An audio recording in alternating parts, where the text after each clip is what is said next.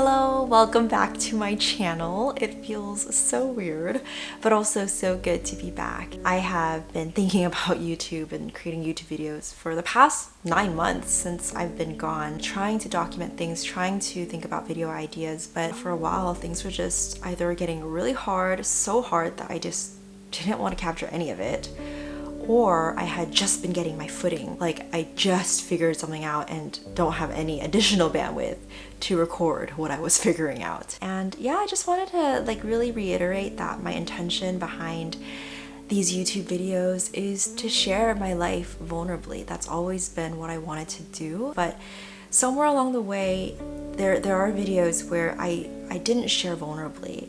I ended up just sharing life tips or how-tos without really getting more honest about how I was doing and how I was living my life. And it's because I didn't know, I was still figuring it out and I was kind of struggling, but I didn't know how to be honest about that. I just gave myself a lot of pressure to show up a certain way and lost sight of my original purpose. So this is me rediscovering and recovering my original intent with YouTube, which is just simply to share vulnerably, even if it means sharing that I have no idea what the heck is going on and I'm just figuring it out, and we can do that together.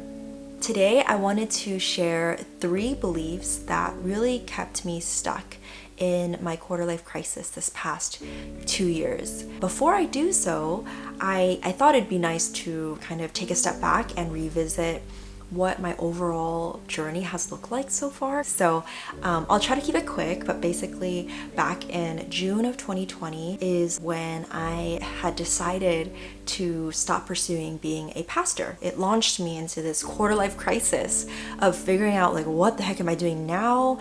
What skills do I have? What am I worth? One thing I landed on was, well, right now we're in a pandemic. A lot of people are posting on social media. A lot of people are creating a lot of great content. Maybe this is the time for me to be more creative and to do a YouTube channel. So that's when I launched my YouTube channel and announced to my community that I was gonna be a full-time YouTuber.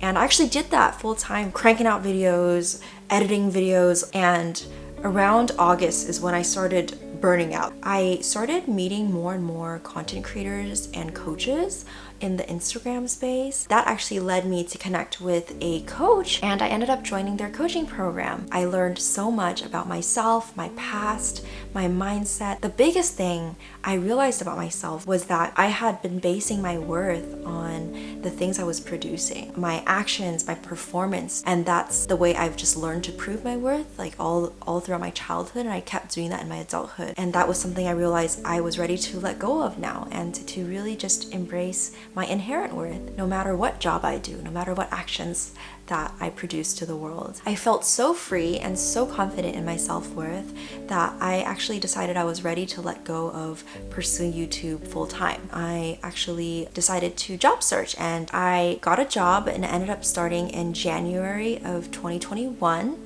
and did customer experience for a tech company for about 7 months. So January all the way through August.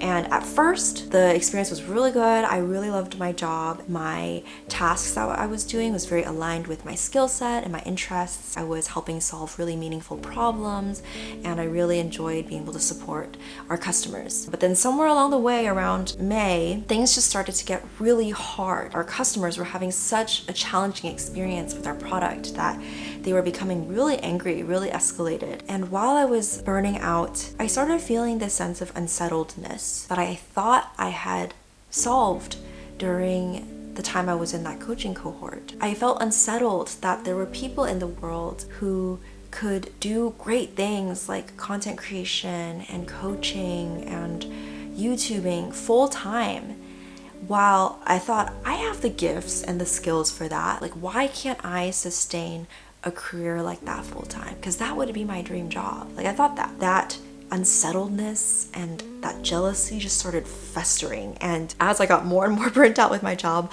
the more bitter I got and the more wishful I got. I was like, oh gosh, like after this job, maybe I'm ready again. Maybe now that I have a better mindset and more confidence, now I'm ready to launch my business again, to pursue content creation, to have a business strategy that actually works for me. Maybe now I can show up as a confident coach in the content creation space, and I can like help people and share a bunch of things. And I wanted that so badly, and I was so upset that I couldn't make it happen when others could. So in August, after burning out like crazy, I couldn't take it anymore, and I just basically rage quit. And that's when I actually posted my first video in a long time called Going Through the Emotional Side of Job Searching. And that was my first start in trying to relaunch my YouTube journey and also content creation and coaching and whatnot. And at this point, I had met a lot more life coaches and started understanding what the coaching industry is. And that's where I realized like, oh wow, coaching is quite aligned in some ways to what I want to do. Like I want to use my voice to be able to encourage others, to help them process, feel unstuck, and to be able to move forward in life. And I wanted to be a coach, and I wanted to do content to help people and stuff. So I started doing that, and I tried doing that full time again. And I added one more thing to the mix. I actually realized at the time that TikTok was also such a big platform. So I started creating TikTok videos every single day, and within about 2-ish months, I can't remember, I got burnt out again. And I was just so tired of it. And this time around, like, I really was tired of it, especially because Alan and I were going through a lot of different transitions. We actually ended up moving in with my parents to see if we could save up more money and make some side income from renting out our home that we own.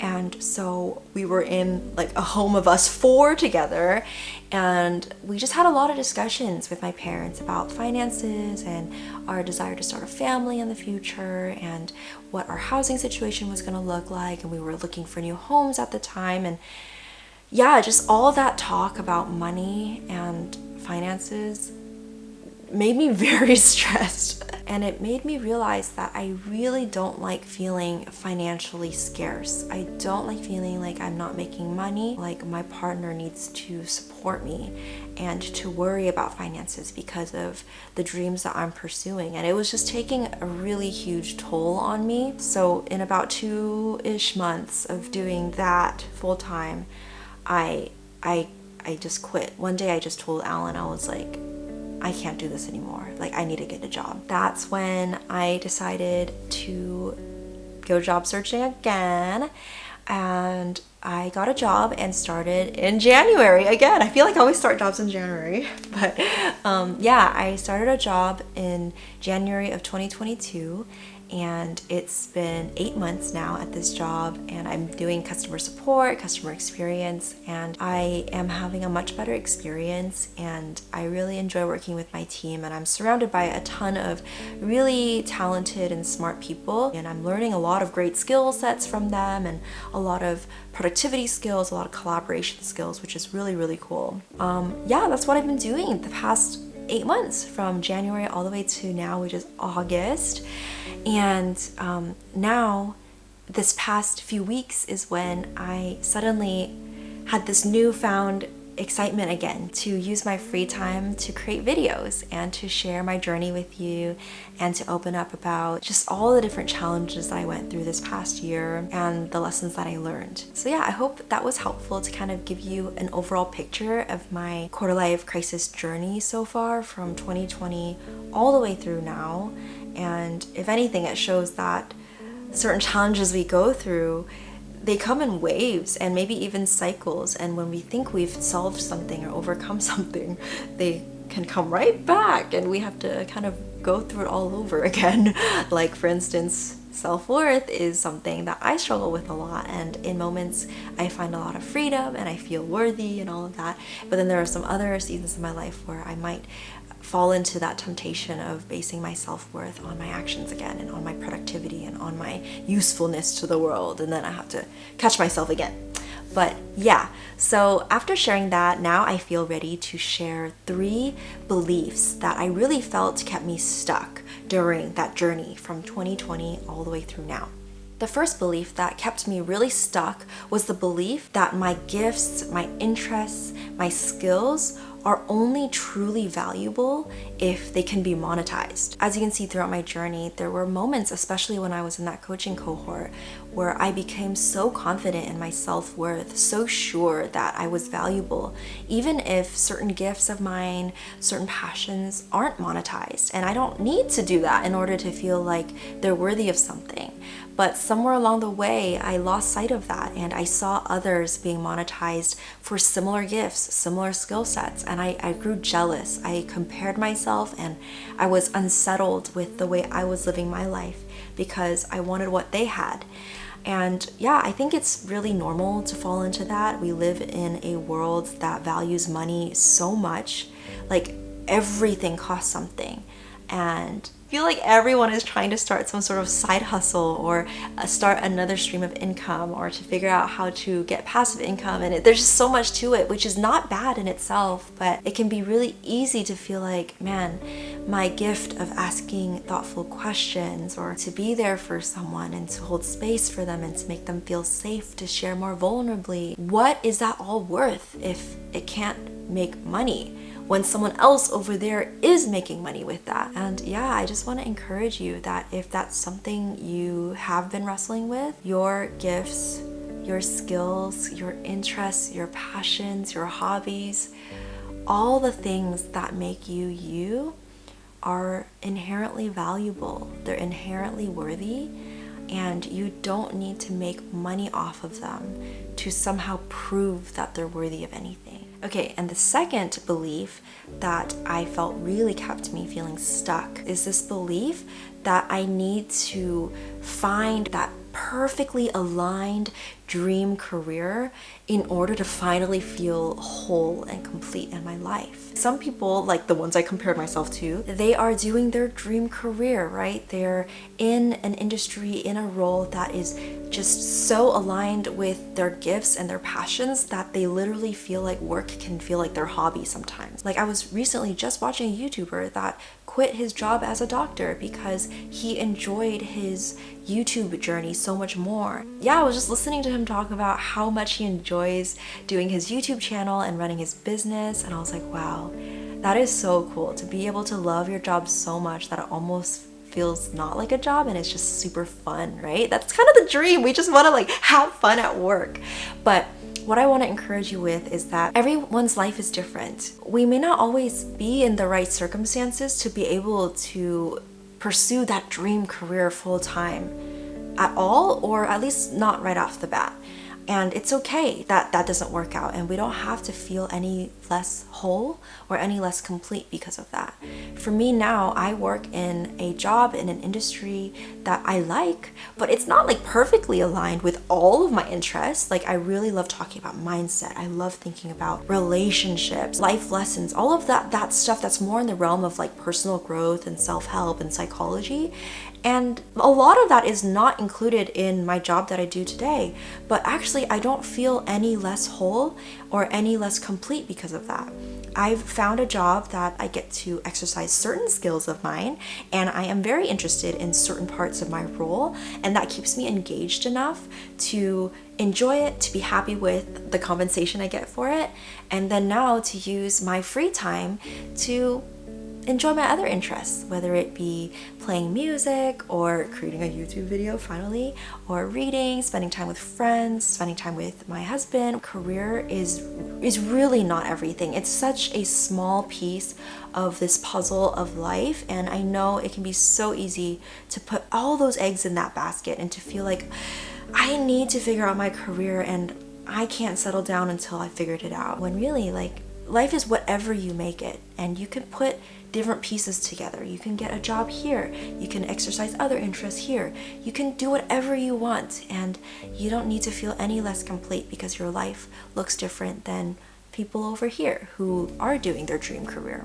Now, the third and final belief that I wanted to share today that really kept me stuck during this quarter life crisis was the belief that it was okay to ignore my unhappiness and stress as long as I can be successful in the future. I was so stressed every time I pursued YouTube and coaching full time. I would lose sleep, not eat regularly, have really stressful conversations with my husband. I would have really strained relationships with my friends sometimes because I was so stressed out and so insecure about my failures and my lack of success. I wouldn't even want to open up to them, and I would be even so anxious about them asking anything about my journey. Life was hard when I was pursuing these things full time, and I really thought that I wanted it. Like, I really thought I wanted this dream career so badly that it was worth sacrificing my happiness and my sense of well-being here and now just for that fantasy future success. And it's totally not worth it. And you know what? I really believe that the more joyful you feel now, the more safe you feel, truly confident and at peace you are with the way you're living your life, the more you're actually able to be successful in the future. We can't give and we can't produce and we can't do anything when our cup is full. When our cup is empty. Your happiness, your peace, right here, right now, matters so much. Do whatever it takes to protect your happiness, to protect your sense of peace, and to nurture it and help it grow and thrive. All right, that marks the end of this video. Thank you so much for being with me here today and for watching. If you haven't subscribed already, please do hit that subscribe button. And if you like this video, hit that little thumbs up button. Feel free to share in the comments if you resonated with any of the 3 beliefs that I shared today, or if there's any other beliefs that has come up for you that you're struggling with. Or feel free to just journal about it. Allow this time to be a time of reflection for you. Thanks again, and I will see you next time.